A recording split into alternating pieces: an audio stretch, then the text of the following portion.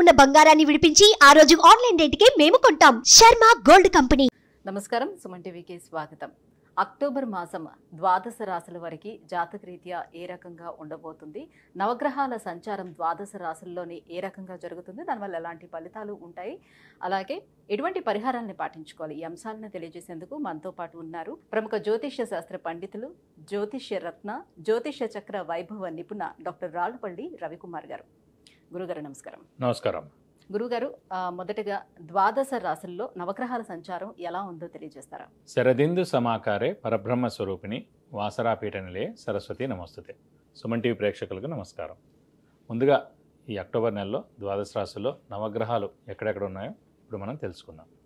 ముందుగా రవి వచ్చి మనకి తులారాశిలో ఉన్నారు, అలాగే కుజుడు మనకి మిథున రాశిలో ఉన్నారు, అలాగే గురువు మనకి వృషభ రాశిలో ఉన్నారు, శని మనకి స్వస్థానమైన కుంభరాశిలో ఉన్నారు, అలాగే బుధుడు వచ్చి మనకి తులారాశిలో ఉన్నారు, అలాగే కేతు మనకి కన్యారాశిలో ఉన్నారు, అలాగే శుక్రుడు వచ్చేసి మనకి వృశ్చిక రాశిలో ఉన్నారు. ఈ నవగ్రహాల సంచారం అంతా కూడా మనకి ఈ అక్టోబర్ నెలలో ఇలా కొనసాగుతాయని చెప్పు. గురుగారు, మిథున రాశి వారికి ఈ అక్టోబర్ మాసంలోని గురు, శని, రాహుకేతువుల బలం ఏ రకంగా ఉంది, ఎటువంటి ఫలితాలను ఇస్తున్నారు వీళ్ళు? తప్పకుండా. మిథున రాశి అనగానే మనకి మృగశిర 3-4 పాదాలు, ఆరుద్ర 1, 2, 3, 4 పాదాలు, పునర్వసు 1, 2, 3 పాదాలు, ఈ నక్షత్రాలని ఈ సమూహం అంతా మనకి మిథున రాశిలోకి వస్తుంది. ఇందాక చెప్పుకున్నట్టే ఫస్ట్ హార్డ్ వర్క్ అంటే మనకి రాశ్యాధిపతి ఎక్కడ ఉన్నాడు, రాశ్యాధిపతి అయిన బుధుడు పంచమ స్థానంలో బాగానే ఉన్నాడు, బట్ హార్డ్ వర్క్ బాగానే ఉంది. సో అదృష్టకారకుడు, యోగకారకుడు, లక్ ఫేవర్ చేసే గ్రహం అయిన శుక్రుడు, పంచమాధిపతి అయిన శుక్రుడు మటుకు 6వ స్థానంలో ఉన్నాడు. సో అదృష్టం అనేది ఈ నెలలు తక్కువగా ఉంటుంది, ప్రతిరోజు కాదు, ప్రతి ఏడాది అంతా కాదు, ఈ నెల మటుకు తక్కువగా ఉంది. ఎందుకంటే 6వ స్థానంలో ఉన్నాడు. 6, 8, 12 స్థానాలని దుస్థానాలు అంటారు. 6th హౌస్ అంటే debts, miseries, enemies. 8th house అంటే లాంగివిటీ, ఆయుష్, యాక్సిడెంట్స్. 12th హౌస్ అంటే ఖర్చు, నిద్ర. సో ఏ గ్రహం అయినా సరే మన జాతకంలో కూడా 6, 8, 12 స్థానాల్లో ఉంటే చాలా నెగిటివ్ అనుకోండి, మైనస్. ఎందుకంటే శత్రు ఫస్ట్ డెట్స్ అన్నాం, అప్పులు బోల్డ్ ప్రాబ్లమ్స్, శత్రువులు అన్నాం, మనకు నిద్రే పట్టదు, అదొక ప్రాబ్లం. అలాగే ఆరోగ్యం అన్నాం. 3 మెయిన్ 6th హౌస్లోనే ఇవే మెయిన్ పాయింట్స్ అయిపోయాయి. 8th ఆయుష్, యాక్సిడెంట్స్, అది ఇంకా ఇంపార్టెంట్.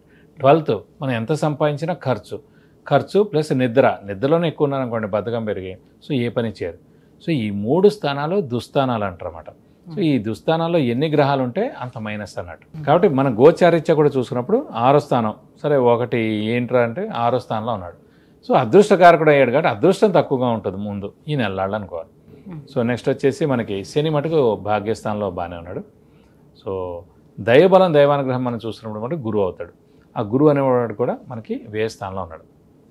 సో మిథున రాశి ప్రస్తుతం గురుబలం చాలా తక్కువగా ఉందని చెప్పుకోవాలన్నమాట. సో ముఖ్యంగా శని బలం బాగానే ఉంది కాబట్టి ఉద్యోగస్తులకు బాగానే ఉంటుంది, ప్రొఫెషనల్స్కి బాగానే ఉంటుంది. సో ఫైనాన్షియల్గా మటుకు కొంచెం వీక్గా ఉంటారు. అలాగే ఆరోగ్యం, ఆయుష్ కూడా బాగానే ఉన్నట్టు. ఎందుకంటే శని మెయిన్ ఆరోగ్య, ఆయుష్ అండి. సో ఎవరికైనా సరే ఈ ఏడాదంతా కూడా ప్రాబ్లం ఏముండదు, ఎందుకంటే శని స్వస్థానంలో ఉన్నాడు. ఇప్పుడు మన ఇంట్లో మన ఇంటికి మనం నిప్పు ఎలా అయితే అంటించుకో, మన సొంత ఇల్లు కాబట్టి, అలాగే సొంత ఇంట్లో శని ఉన్నాడు కాబట్టి వాడు ఏం చేయరు. అలాగే 2021-22 శని మకర రాశిలో ఉన్నాడు. ప్రపంచం మొత్తం కరోనా వచ్చింది. సో కరోనా వస్తే కనుక చాలామంది చనిపోయారు ఆ దేశాల్లో. మన దగ్గర మటుకు డెత్ తక్కువగా ఉంది. సో ముఖ్యంగా అంటే శని మనకి స్వస్థానంలో ఉన్నాడు కాబట్టి మనకి అంత మేలే చేశాడు కానీ నష్టం ఏం చేయలేదు. అందుగురించి ఏంటంటే శని ప్రస్తుతం కుంభరాశిలో ఉన్నాడు కాబట్టి ఆరోగ్య, ఆయుష్కి అయితే ఏం ప్రాబ్లం ఉండదు. ఏళ్ళనాటి నడుస్తున్న వాళ్ళకి కొంచెం ప్రాబ్లం ఉంటుంది తప్ప మిగతా రాశుల వాళ్ళకి ఇంత ఇంపాక్ట్ ఉండదు. సో మిథున రాశి వారి మటుకు ఆరోగ్య, ఆయుష్ బాగానే ఉంటుందని చెప్పుకోవాలి. నెక్స్ట్ వచ్చేసి వ్యాపారస్తులు ఏంటంటే గురువు చాలా ఇంపార్టెంట్. సో బుధుడు ఎంత బాగున్నా కూడా గురువు వ్యయంలో ఉన్నాడు ప్రస్తుతం. సో ఈ ఏడాదంతా కూడా నన్ను అడిగితే వ్యాపారస్తులు కొత్త వ్యాపారం స్టార్ట్ చేయకపోవడం ఉత్తమం, ఎక్స్పాన్షన్ జోలికి వెళ్ళకపోవడం ఉత్తమం. అలాగే క్రెడిట్స్ ఎక్కువగా ఇవ్వడం, ఎవరికైనా సరే ఇస్తే కనుక నష్టపోతారు. అప్పులు కూడా చాలా తక్కువగా ఇస్తే బెస్ట్. ఆచి తూచి అడుగులు వేయడం ఉత్తమం అన్నమాట వ్యాపారస్తులు చెప్పాలి. ఎందుకంటే గురువు చాలా ఇంపార్టెంట్ అండి. గురువు వ్యయ స్థానంలో ఉన్నాడు, ఖర్చు స్థానంలో ఆల్రెడీ ఉన్నాడు. గురువే ధనకారకుడు కూడా అయ్యాడు. ధనకారకుడైన గురువు వ్యయ స్థానంలో ఖర్చు స్థానంలో ఉన్నాడంటే మనం రూపాయి గురించి ఆలోచిస్తే 1000 రూపాయలు ఖర్చు అయిపోతూ ఉంటుంది అనవసరంగా ఏదో ఒక విధంగా. సో వ్యాపారస్తుల మటుకు వ్యాపారంలో మటుకు చాలా ఆచితూచి మెలగాలని చెప్పాలి.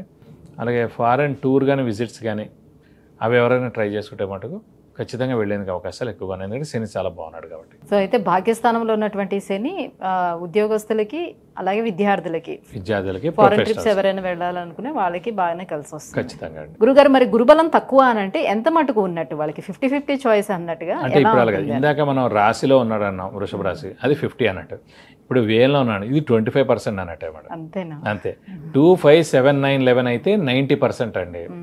2, 5, 7, 9, 11లో ఉంటే కనుక 80% వేసుకోండి గురుబలం అన్నట్టు. స్వస్థానాలైన ధనస్సు కానీ గోచార రీత్యా 80% మనకి బాగుంది అన్నట్టుగా 2, 5, 7, 9, 11లో ఉంటాయి. అయితే ధనస్సు రాశి కానీ మీనరాశి కానీ అయినప్పుడు అదే 2, 5, 7, 9, 11 అయ్యాయి అనుకోండి, అది స్వస్థానాలు కాబట్టి గురువుకి 90% గురుబలం అన్నట్టు. అదే కర్కాటక రాశిలో గురువు ఉన్నప్పుడు అది గురువు ఉచ్చస్థానం అవుతుంది కాబట్టి కర్కాటక రాశి, అక్కడ 2, 5, 7, 9, 11 ఏ రాశి నుంచి అయినా గురువు అక్కడ ఉంటే కనుక అది 100% అన్నట్టు. సో ఇలా లెక్క పెట్టాలి. కానీ ఇదే జాతకంలో కూడా అలాగే ఉండాలి. ఒక్క 6, 8, 12 స్థానాల్లో లేకుండా ఇంకెక్కడున్నా కూడా 70% బలం ఉన్నట్టు. ధనస్సులో కానీ మీనంలో కానీ మన లగ్నం నుంచి ఉంటే కనుక జాతకంలో గోచారంలో అదే సార్ జాతకంలో మన original horoscope date of birth ప్రకారం 80% ఉన్నప్పుడు. అదే గురువు ఉచ్చస్థానంలో కర్కాటకంలో ఉన్నారనుకోండి, ఖచ్చితంగా 100% వాళ్ళకి దైవబలం దైవానుగ్రహం గురుబలం ఉన్నట్టు. సో ఫస్ట్ జాతకంలో అక్కడ చూసుకోవాలి. అక్కడ బాగుండి ఇక్కడ కూడా 2, 5, 7, 9, 11లో ఉన్నాం అనుకోండి, సో మనకి ఈ ఏడాదంతా ఎక్స్ట్రాడినరీగా ఉన్నట్టు. అయితే భాగ్యస్థానంలో శని ఉండటం మూలంగా మీరు వ్యాపారం చేసేది ఏదైనా కొత్త వ్యాపారం ప్రారంభించొద్దు అని చెప్పారు, దాన్ని పోస్ట్ పోన్ చేసుకోమన్నారు. మరి ఉద్యోగస్తులకి ఎలా ఉంటుంది వాళ్ళకి? ఉద్యోగస్తులు అయితే పర్లేదు, ఉద్యోగస్తులకి శని చూస్తాం కాబట్టి శని స్వస్థానంలో ఉన్నాడు కాబట్టి ఉద్యోగస్తులకి ఏం ప్రాబ్లం లేదు, వాళ్ళు తప్పకుండా సక్సెస్ అవుతారు. కుంభరాశిలో ఉన్నాడు. మకరం కుంభ 2 కూడా శని స్థానాలే అండి. కానీ శని భాగ్యంలో ఉన్నాడు కాబట్టి భాగ్యస్థానం అంటే ధనస్థానం అవుతుంది కాబట్టి శని ఉద్యోగస్తుల వరకు పర్వాలేదు. శని ప్రొఫెషన్ కారకుడు ఉద్యోగ కారకుడు కూడా అవుతాడు కాబట్టి ఆ ఉద్యోగస్తులకు బాగుంటుంది. అదే మరి గురుగ్రహ అనుగ్రహం కోసం ఎటువంటి పరిహారాన్ని సేమ్ మన వృషభ రాశికి చెప్పినట్టే ఖచ్చితంగా ప్రతి గురువారం ఉపవాసం ఉండడం ఈ ఏడాది అంతా కూడా. అలాగే మనం ప్రతిరోజు దత్తాత్రేయ స్వామి అష్టోత్తరం చదువుకోవడం, అలాగే వీలైతే ప్రతి గురువారం దత్తాత్రేయ స్వామి టెంపుల్కి వెళ్ళి 41 ప్రదక్షిణాలు చేయడం.